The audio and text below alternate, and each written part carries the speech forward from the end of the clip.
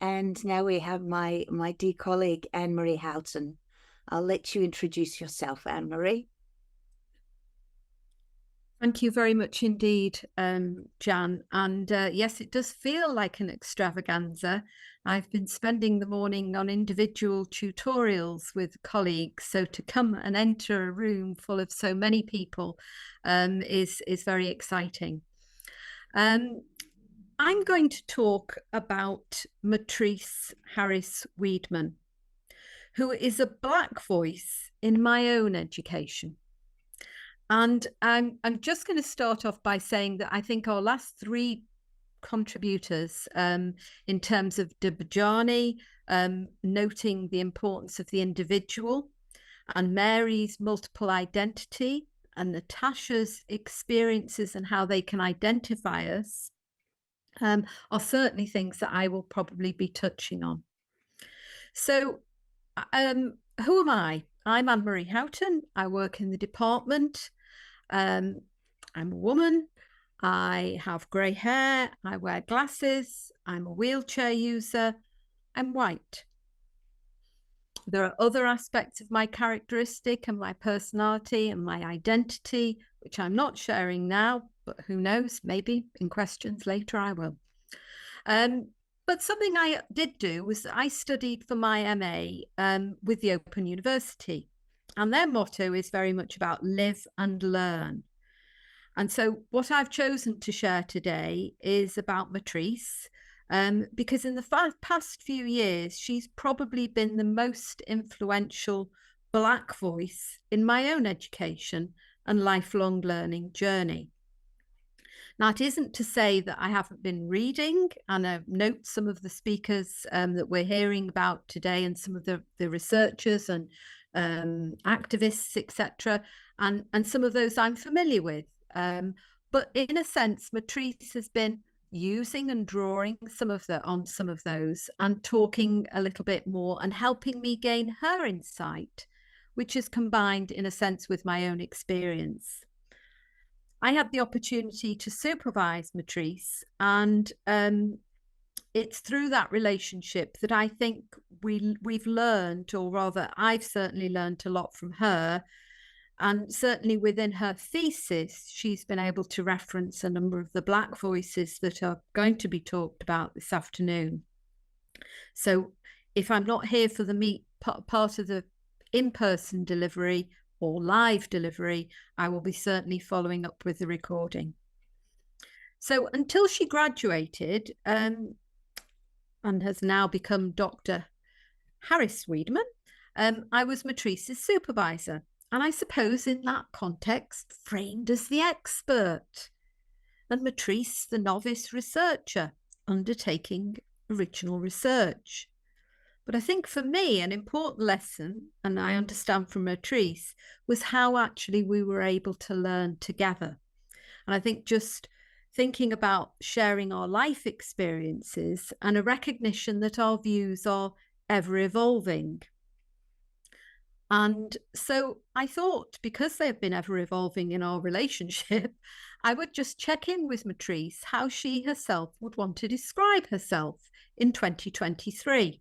And her answer was that she's an African-American and dual French national, born in the United States and has lived in both Germany and France. She's a member of an international and multilingual family, which absolutely, she says, informs her life and her worldview perspectives. However, she does add a caveat, and it's one I would recognise. And my one caveat, she says, is that when it comes to race, ethnicity, culture, it is that it doesn't have to define me exclusively. And that, I think, touches on the fact that, as I think it was Natasha was saying, we've got different, and Mary, we have different identities and different characteristics. And I would add to that it depends upon the context as to the extent to which a particular characteristic is going to dominate and influence. But in essence, our identity and our experiences don't dominate, but they certainly influence. So because of timing, I wanted to just jump ahead a little bit to share something of Matrice's original contribution to knowledge. Her topic was an exploratory case study of students of colour in the United States study abroad, and it's entitled "And a Village Style Programmatic Support." I thought the village style was also important, and a recognition and something that permeates Matrice's work and has permeated our conversations about how we actually are being influenced and being supported and being enabled by the village. In her research, she talks, and her original contribution is the development of a MENSCH framework. That's MENSCH framework. And she created the framework under the acronym of MENSCH, which is to represent M for multiple consciousness. I wonder which literature might have drawn from that. E for the exploration of the issues. N for some of the naming power structures. S for the study abroad experiences and the contexts. C for the capability approach. And then highlights H for the knowledge and skills and abilities. So I encourage you to access her thesis and read some of her work. But I'm going to perhaps just move on now and share one or two of the lessons that we had and some of our experiences along the way, recognizing, of course, that Matrice would probably have a slightly different take on some of these. So these are some of the things that have stuck with me. And I think one of the perhaps the important thing is that how our life experiences influence how we read, how we think, and how the underpinning structural challenges that we'd experienced, how they perhaps have led in some instances to similar types of marginalizing or othering, but for very different reasons. So to explain, as I said earlier, I'm a wheelchair user, and something Matrice and I would often talk about was some of the similarities and differences about the ways in which we may or may not experience exclusion, but for very different reasons. And she really has helped me to be able to gain an insight into some of the experiences that she has in terms of a Black experience. And I hope in some small way, and she has said I have a bit, offered some insights into life as a disabled person who uses a wheelchair.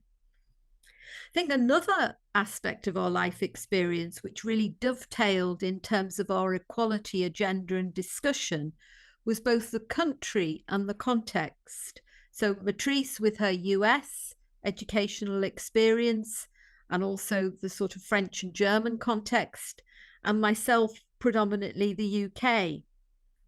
So that brings me perhaps to one of our first meetings where we talked about terminology.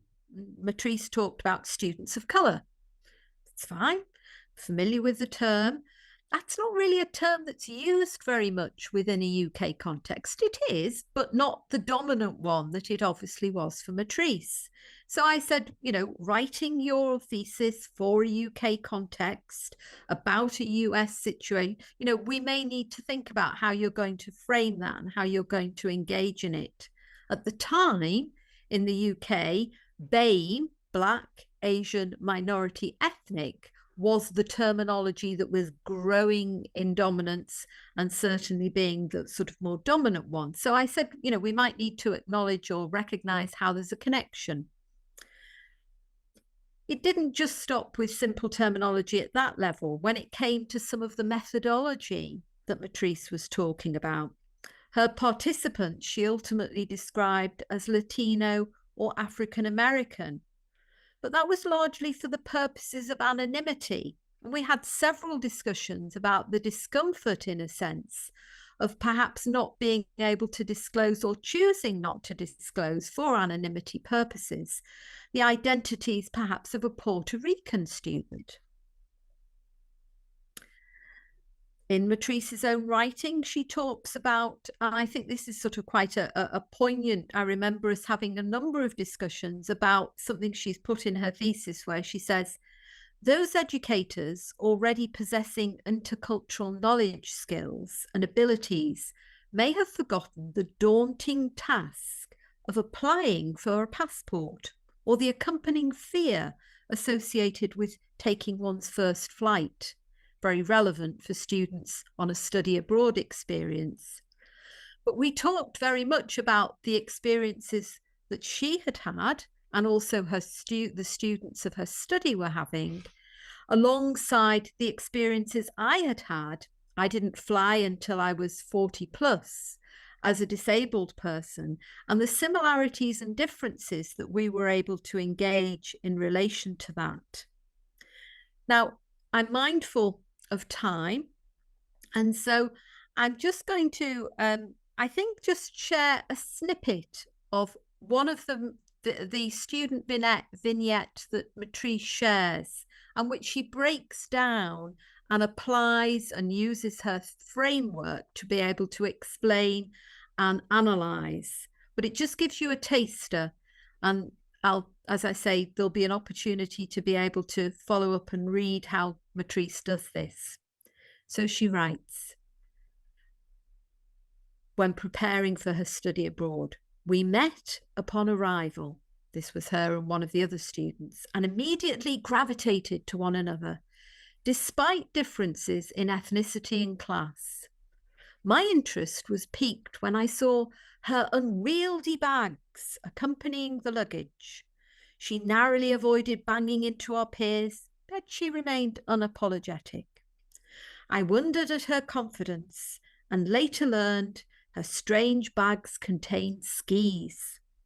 I came to understand she planned to both engage in our sponsored French trips and travel outside of France with her family and friends at different intervals throughout the year. My own luggage, in stark contrast, was a sad, taped-up display borrowed from a family member. And Matrice goes on and talks about her own experience and that of the relationship that she was able to form and be able to learn from the student she met at the beginning. As I say, she unpacks and explains the multiple consciousness. Here, 2 Black women, 1 African-American, 1 Haitian. Explores some of their intersections, thinks about the naming of the power structures that were operating in terms of their individual experiences, and the study abroad experiences being affected by their family financial backgrounds and the context in which they were working, and the capability approach of how stakeholders can work towards creating a programme. I need to stop. I need to say thank you for listening, and I hope in some small way you've begun to experience or gain some insights into some of the lessons that I have learned and for which I am very grateful to Matrice for sharing with me. Thank you.